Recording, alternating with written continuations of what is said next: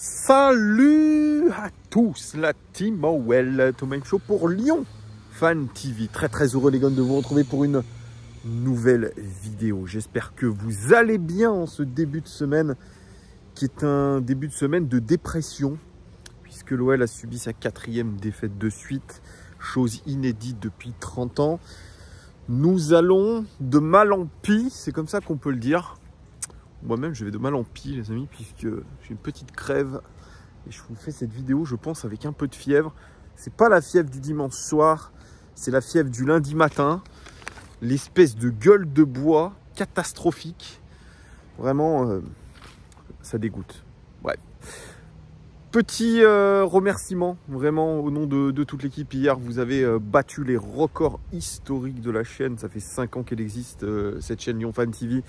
Vous avez été 2800 visiteurs uniques sur le débrief. C'est énormissime et on est à plus de 6600 reviews en anglais sur le débrief. Donc merci encore une fois à vous pour cette audience magnifique qui nous place toujours comme la chaîne de référence sur le contenu olympique lyonnais sur YouTube. Et c'est grâce à vous, évidemment.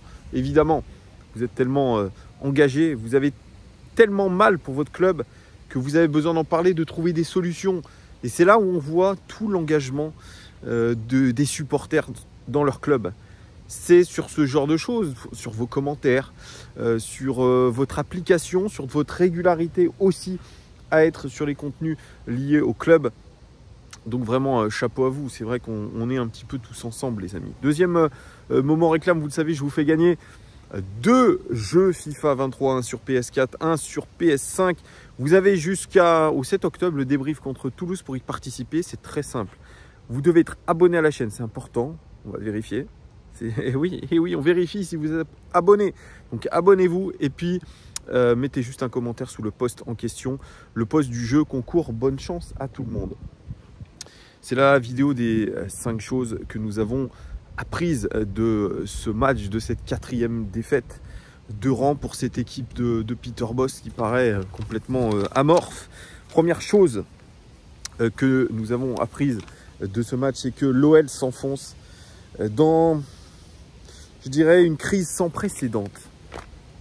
On en a connu quand même des crises à l'Olympique Lyonnais. Il y en a eu. Il y en a eu sous Genesio, il y en a eu sous Garcia. Il y en a eu aussi un petit peu sous Garde. Il y en a eu sous Fournier aussi, par le passé.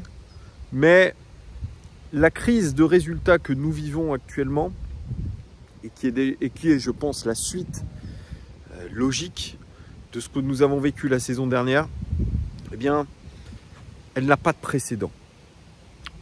Non seulement parce que Peter Bosz a une confiance pour l'instant, de façade en tout cas, aveugle de la part de la direction, et parce que on a vraiment l'impression, cette fois-ci, que l'équipe est sans ressort. On en reparlera.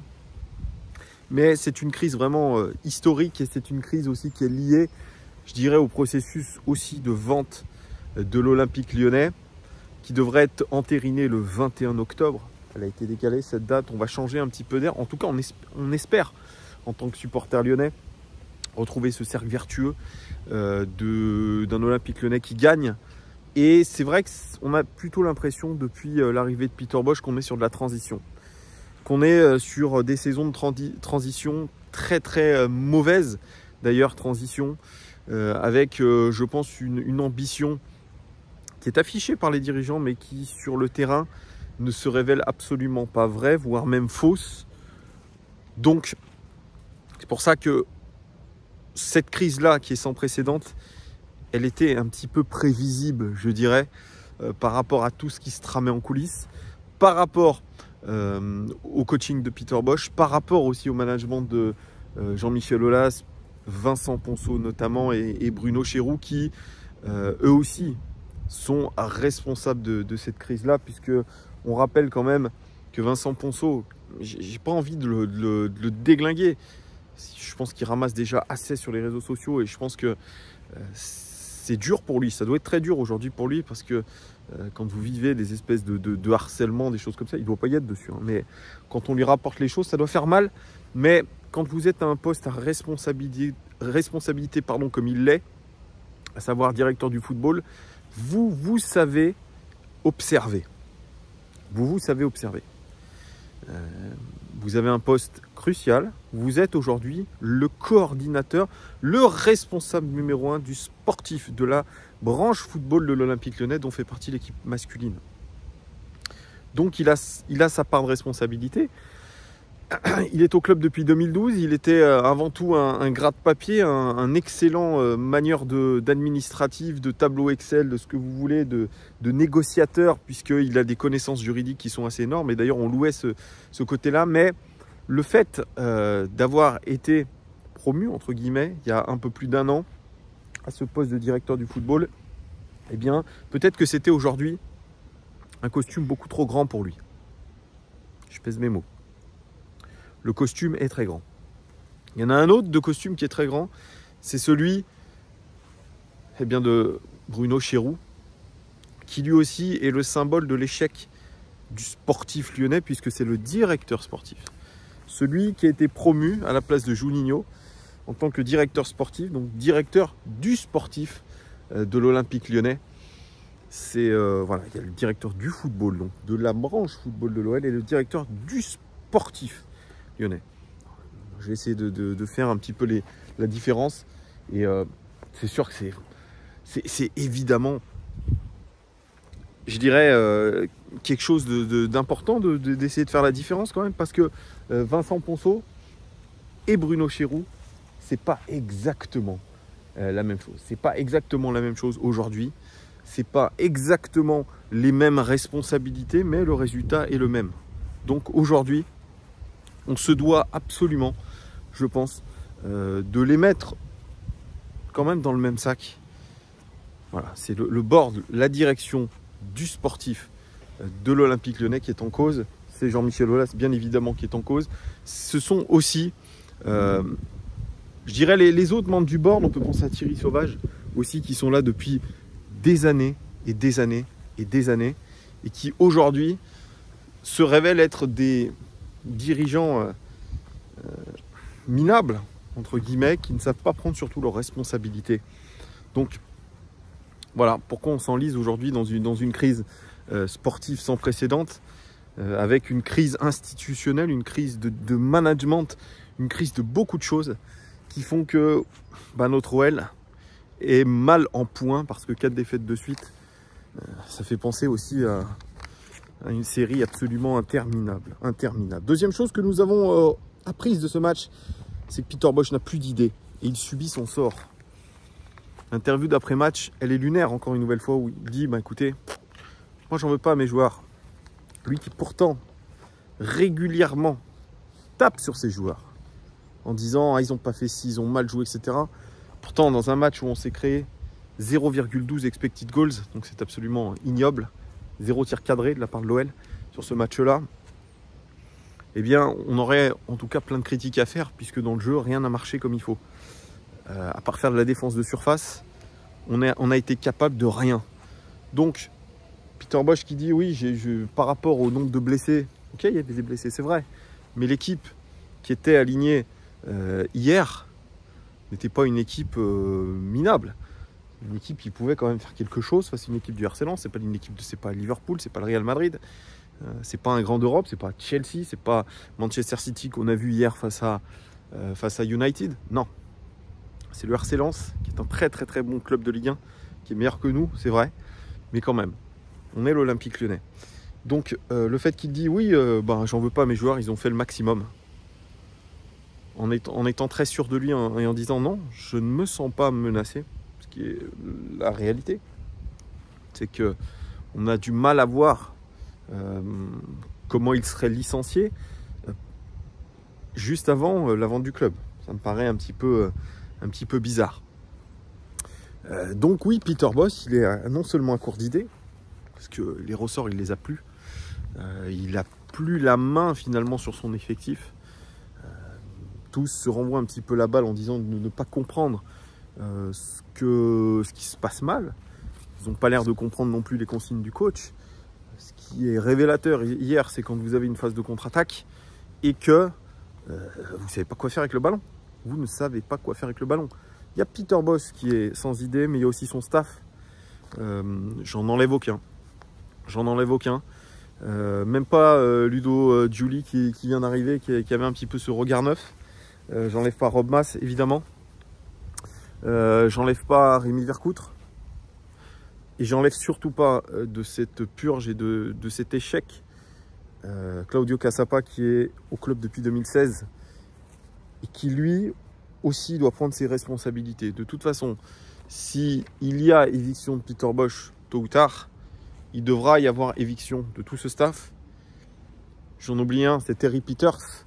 Terry Peters qui a mon âge, qui a 35 ou 36 ans, qui est préparateur physique de cette équipe et qui est pour moi l'un des responsables majeurs de ce qui se passe, parce que pour jouer au football, pour pratiquer le jeu que veut Peter Bosz, il faut du physique.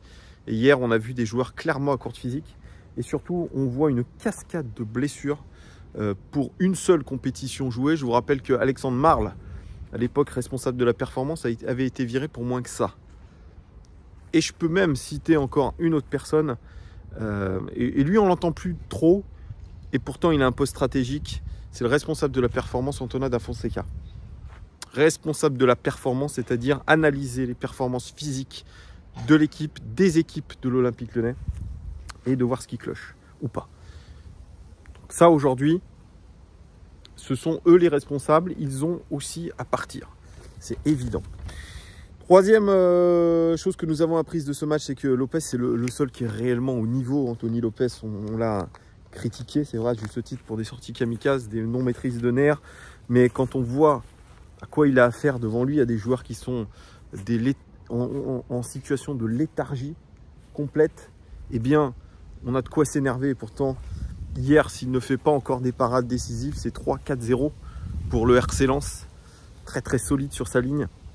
Il n'a pas toutes les qualités du monde. Il n'a pas un pied gauche effectivement exceptionnel.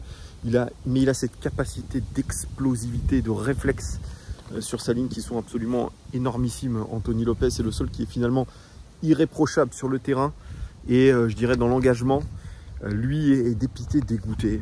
Bon, il peut l'être, mais en tout cas c'est le seul qui est aujourd'hui réellement au niveau des débats. Et quand votre gardien c'est le joueur qui est réellement au niveau, c'est qu'il y a un vrai gros souci. Quatrième chose que nous avons apprise de ce match, c'est que les ressorts psychologiques sont inexistants. C'est la réalité, les amis. Aujourd'hui, comment voulez-vous trouver les ressorts psychologiques que vous n'avez pas trouvés depuis 2 ans quasiment? 1 an et demi, excusez-moi. 1 an et demi. Comment voulez-vous les trouver aujourd'hui? Apparemment, on ne peut pas utiliser de préparateur mental parce que ça froisserait une partie de l'équipe, parce que ce n'est pas dans la culture du foot, notamment dans la culture du foot français. Donc on ne peut même pas faire ça. On ne peut pas piquer les joueurs parce que je pense qu'ils se piquent eux-mêmes, et encore, ils n'en ont rien à foutre, donc ils ne sont pas piqués. Moi, je suis à l'Olympique Lyonnais aujourd'hui, là. Je vous avoue que je suis avec ma feuille blanche. Je me dis, tiens, là, à l'instant T, pour préparer le match face à Toulouse, qu'est-ce que je fais pour le gagner?